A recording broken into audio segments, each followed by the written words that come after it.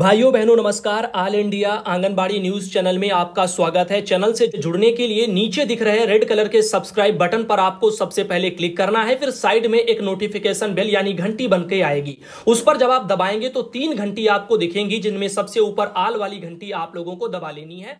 आंगनबाड़ी सेविका सहायिका मिनी बहनों, आज के इस वीडियो में आप सबका स्वागत है। बहनों वीडियो को लाइक भी कर देना, और अगर आप अपने ऑल इंडिया चैनल से ना जुड़ी हो तो प्लीज इसे सब्सक्राइब भी कर लेना। यहां पर आप देख रही हैं सरोज बहन है जो कि हरदोई जिले से आती हैं, यानी कि उत्तर प्रदेश के हरदोई जिले से सरोज बहन ने एक ये मैसेज किया जिसमें लिखा हुआ है कि 500 रुपया आप देख रही हैं इनके अकाउंट में 15 सितंबर को उन्होंने कहा है कि आया है। ये मैसेज इनके यहां आया है। सरोज यहां पर गद्दीपुरवा टड़ियामा ब्लॉक जिला हरदोई से आती हैं, लेकिन ये पैसा और कहीं भी नहीं आया है, तो ये नहीं कहा जा सकता है कि ये पैसा उनका मानदेय स्वरूप आया होगा। और वैसे भी 5000 के मद में पैसे मानदेय स्वरूप आते ही नहीं है, या तो आएंगे 4500 के रूप में, या फिर आएंगे आपके जो है यहां पर 500, या फिर कभी कभी 1500, या फिर 1000, ऐसे करके देखने को मिल सकते हैं।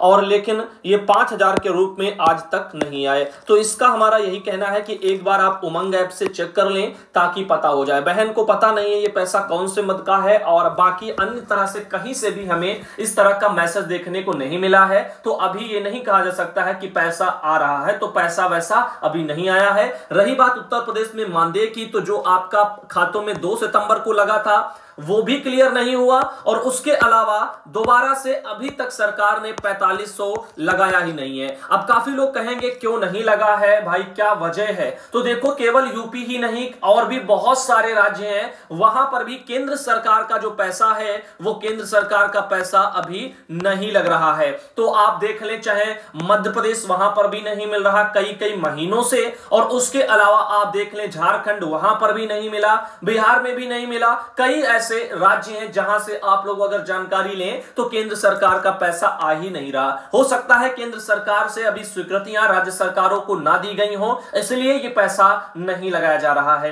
तो अभी आप लोग थोड़ा सब्र रखिए, जैसे ही कोई सूचना मानदेय के संबंध में उस तरह से आती है तो आपको बताएंगे, या किसी भी स्टेट में आने जो है लग जाएंगे अगर केंद्र सरकार के, तब भी बताएंगे।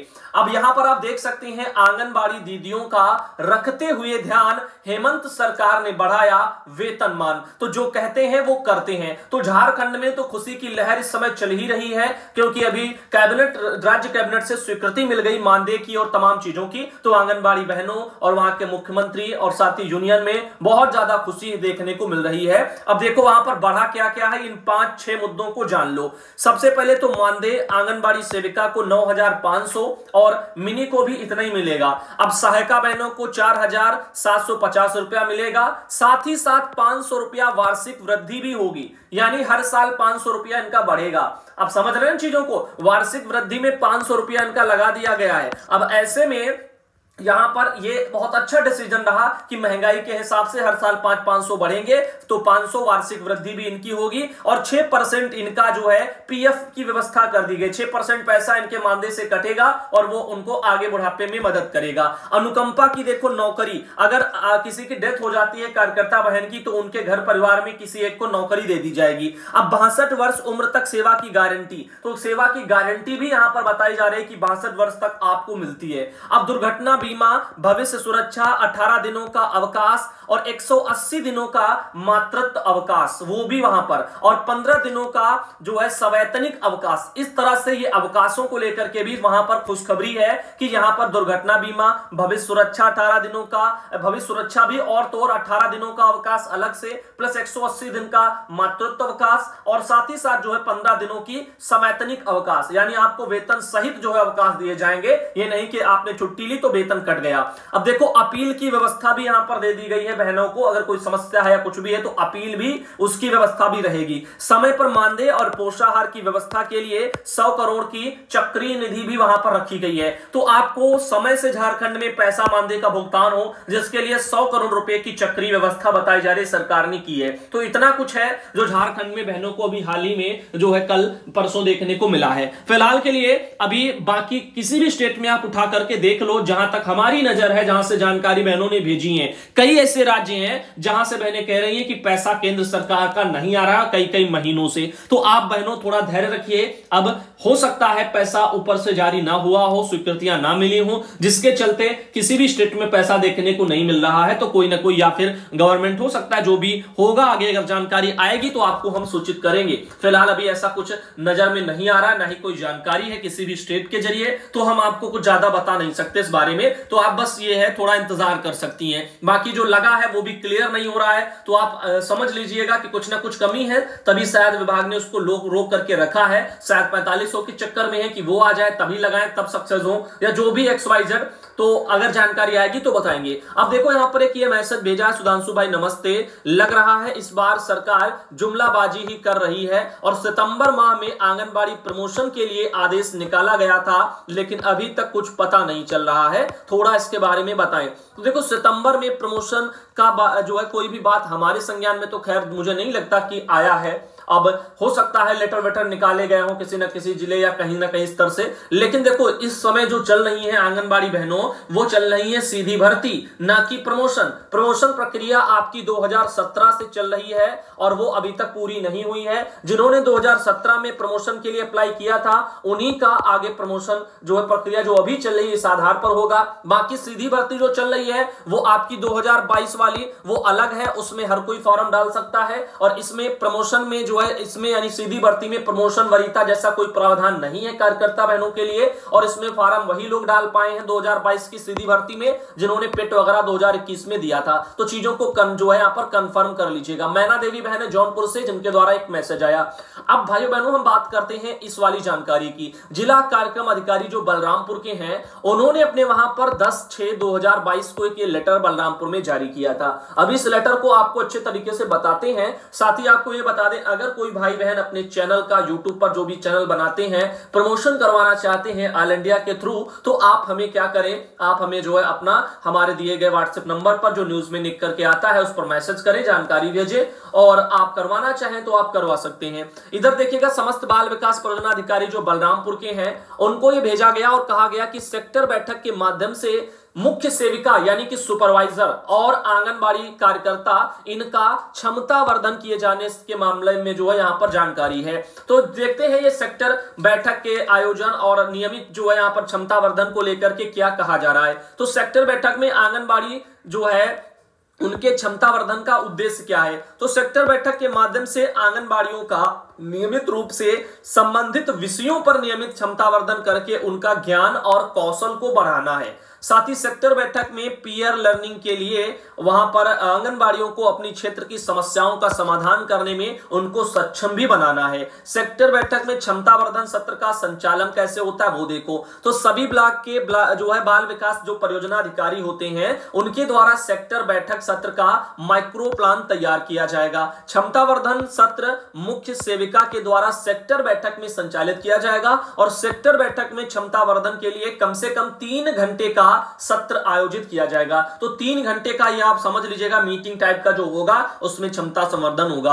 अब सेक्टर बैठक के आयोजन के लिए समय सारणी भी यहां पर दे दी गई है, जो कि समय देखो 10 बजे से 1 बजे, 1 बजे से जहां पर 1:30 बजे और 2 बजे से 4 बजे, इस तरह से पूरा 1 से आप 4 यहां पर अंदाजा लगा सकते हैं। अब इसमें निर्धारित विषय पर क्षमता वर्धन, भोजना जो है अवकाश, ये सब मिलता है, यानी लंच के लिए कार्यक्रम की समीक्षा फिर होती है। अब इसी तरीके से सेक्टर बैठक में आंगनबाड़ी कार्यकर्ती का क्षमता वर्धन कैसे होता है। तो जैसे कि माह अप्रैल हो गया, गृह भेंट योजना पंजी कैसे बनाएं या अप्रैल जो है अपडेट करें या भेंट की शुरुआत, और साथ ही साथ आंगनबाड़ी केंद्र पर आयोजित सामुदायिक कार्यक्रम की योजना और आयोजन कैसे हो, पोषण ट्रैकर पर काम कैसे हो, इन सब विषयों पर वहां पर चर्चाएं होती हैं। और हैं जैसे कि नवजात शिशु में स्तनपान व अवलोकन और क्या क्यों और कैसे, और केवल स्तनपान सुनिश्चित कराना, कमजोर नवजात शिशु की पहचान और देखभाल। तो ये हो गया आपका मई का। ऐसे ही ये था जून का, फिर जुलाई का, फिर अगस्त का, और अब चल रहा है सितंबर। तो हम आपको बताते हैं सीधा सितंबर का। सितंबर में आपका है ऊपरी आहार की शुरुआत समय से कैसे सुनिश्चित करें, इस पर जो है क्षमता संवर्धन होने हैं, और स्तनपान संबंधित समस्याओं में माता को सहयोग देना, इस पर जो है क्षमता संवर्धन करना है। बाकी आप देख रहे हैं अक्टूबर में अगले महीने क्या होगा, गंभीर दुबलेपन को कैसे पहचानें और उसको कैसे रोकें, इस पर क्षमतावर्धन होगा। और कुपोषण और मृत्यु से बचने के लिए बीमारियों से बचाव के बारे में होगा। और फिर नवंबर जब आएगा, नवंबर में बीमारी के दौरान शिशु का आहार क्या दिया जाता है और बीमार नवजात शिशु की पहचान और रेफरल सेवा उसको क्या प्रदान की जाती है, उन पर क्षमतावर्धन होगा। फिर दिसंबर में कंगारू मदर केयर की मदर से कमजोर शिशुओं की देखभाल कैसे करें, इस पर होगा। और जनवरी में बच्चों और किशोरियों में खून की कमी पर और एनीमिया की रोकथाम पर, इस पर होगा। फरवरी में प्रसव पूर्व तैयारी पर होगा, अस्पताल और घर पर होने वाले प्रसव के लिए। और साथ ही मार्च में क्या होगा, गर्भावस्था के दौरान तैयारी, नवजात शिशु की देखभाल और परिवार नियोजन, इन सब मुद्दों पर क्षमतावर्धन होगा। और इसमें जागरूकता प्रदान की जाएगी, जानकारी दी जाएगी, ताकि कार्यकर्ता बहनें अपने क्षेत्र में इसके प्रति जागरूक हों और लोगों को भी उनकी समस्या का निदान कर पाए। अब देखो आगे क्या है, सेक्टर बैठक में क्षमतावर्धन सत्रों के संचालन की रिपोर्टिंग कैसे होती है। तो रिपोर्टिंग तो मेन होती है, सेक्टर बैठक के लिए रिपोर्टिंग का एक प्रपत्र होता है। अब देखिए यहां पर जिसमें देखो क्रम संख्या, विवरण, रिपोर्टिंग का माह यहां पर लिखा जाएगा, अपेक्षित और उपलब्धि, इस तरह से ये सब कॉलम बनते हैं। अब ब्लॉक में आयोजित कुल बैठकों की संख्या कितनी अपेक्षित थी और उपलब्ध कितनी हुई, वो भरी जाएगी। प्रतिभाग जो है मुख्य सेविका की संख्या अपेक्षित कितनी थी और उपलब्ध कितनी हुई, यानी प्रतिभाग कितनों ने किया। प्रतिभाग आंगनबाड़ी की संख्या अपेक्षित कितनी थी और उपलब्ध कितनी हुई। क्षमतावर्धन सत्र का संचालन मुख्य सेविका द्वारा किया गया जो है, इसके बारे में यहां पर लिख दिया जाएगा। अपेक्षित उपलब्धि इसके लिए जरूरी नहीं है। रिपोर्टिंग माह में क्षमतावर्धन सत्र का जो विषय है वो क्या रहा, वो यहां पर डाल देना है, जैसा कि मैंने आपको बताया। अब यहां पर ये सब जो मैंने आपको बताए हैं हर महीनेवार, ये सब आपके हो गए एक तरह से विषय। तो मैंने विषय अभी सभी आप लोगों को बता दिए। अब चाहो तो आप इसको जो है नोट कर लो। अब देखो जिनको लिखना हो, जैसे कि बता तो सभी दिए, जून जुलाई अगस्त का मैंने छोड़ा, उसको भी देख लो। अब देखो जून में यहां पर क्या लिखा, जो मैंने अभी देखो बीच में छोड़ा था।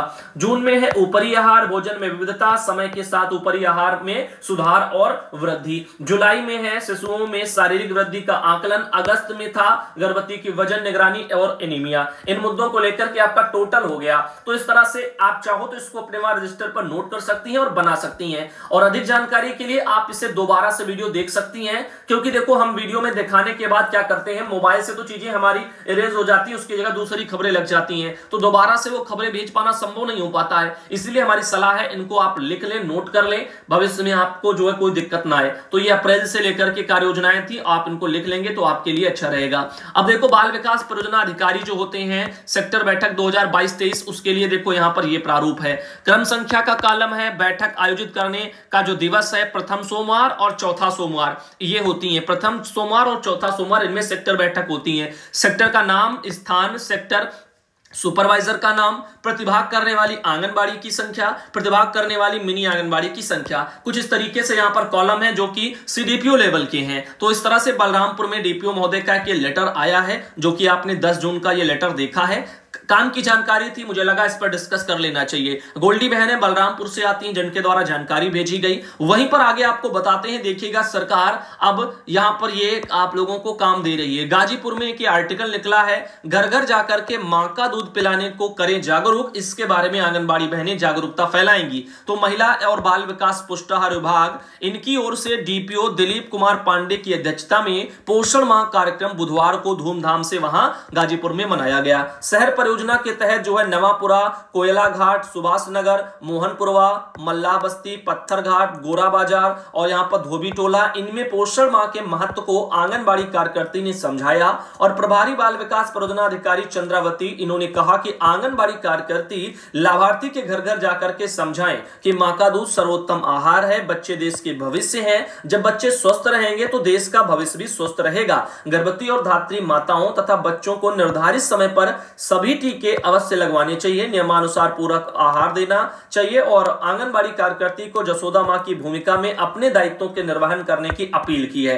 अब देखो ये तो सब हर कोई अपील करता है, लेकिन सरकारें भी तो कोई अपना फर्ज निभाएं, उनका मेहनत का पैसा भी तो समय से दें और तो और उन पर शोषण खत्म करें। मेन काम है शोषण खत्म करना और गैर विभागों के काम खत्म करना। इस अवसर पर गोद भराई अन्नप्राशन का कार्यक्रम भी करवाया गया। मुख्य सेविका कमलावती देवी, सुशीला देवी सहित आंगनबाड़ी कार्यकर्ता रेखा पासवान सभी लोग वहां पर रहे। अब देखो अच्छा अगर लगे तब जब बहनों को उनकी मेहनत का सही पैसा मिले, तो यहाँ पर काम करने में कोई दिक्कतें नहीं है। लेकिन जब पैसा मिलता है मेहनत से बहुत कम, तो फिर काम करने में दिक्कतें जरूर आती हैं। और ऊपर से यहाँ शोषण अलग है, दुनियादारी की टेंशनें बहुत हैं, इसके लिए जो है कार्यकर्ता बहनें काफी परेशान रहती हैं और तभी कार्यक्रम अब वो कैसे बेचारी मनाएं। अब देखिएगा यहाँ पर देशराज तिवारी भाई अमेठी से आते हैं। इन्होंने कहा है कि प्रमुख सचिव मैडम का कार्यक्रम जनपद अमेठी ग्राम सभा सुजानपुर में आंगनबाड़ी कार्यकर्ता बहनों के द्वारा वहां पर किया गया। आइए देखते हैं, ये एक फोटो वहां से आई है जो कि आप यहां पर देख सकते हैं। और आगे चले तो और भी हमारे पास फोटो आई है, जैसे कि ये यहां पर देशराज तिवारी भाई अमेठी से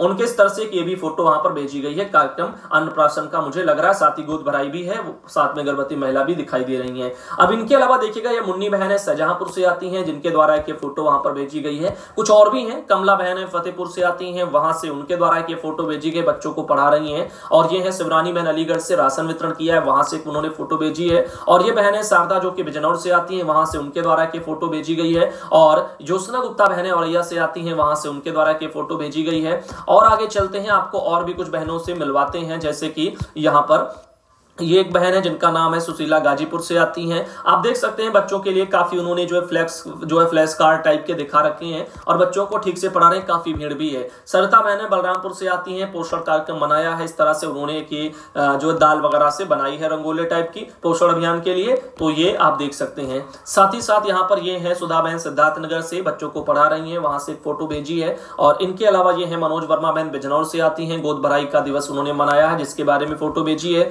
मिथिलेश बहन मुरादाबाद से आती हैं, राष्ट्रीय पोषण माह को वहां पर भी मनाया है और ये फोटो भेजी है।